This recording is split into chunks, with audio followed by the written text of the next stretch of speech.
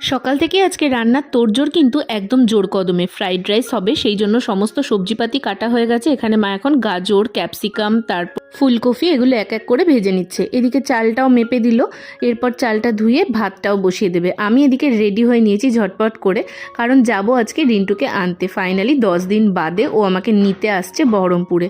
অনেক খুশি আজকে, এতদিন বাদে আবার একসঙ্গে দিনটা কাটাতে পারবো, আবার দেখা হবে।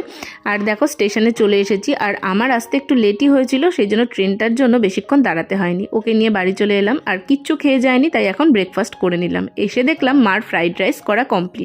রাত্রে হবে মটরশুঁটির কচুরি, তার প্রিপারেশনও নিতে মা আরম্ভ করেছে। এরপর ফ্রেশ হয়ে বসে পড়লাম লাঞ্চ করতে। অনেক দিন বাদে আবার একসাথে দুজন মিলে খেলাম। সন্ধেবেলা একটু ঘুরতে বেরিয়েছিলাম, কারণ এই কদিন তো আমি বাড়িতে বসেই বেশিরভাগটা টাইম কাটিয়েছি, তাই চলে এলাম ক্যাফেতে। শীতের সন্ধ্যায় কফি, তার সাথে চিকেন পপকর্ন, আর শেষে অর্ডার করেছিলাম চিকেন মোমো। দারুণ লাগলো।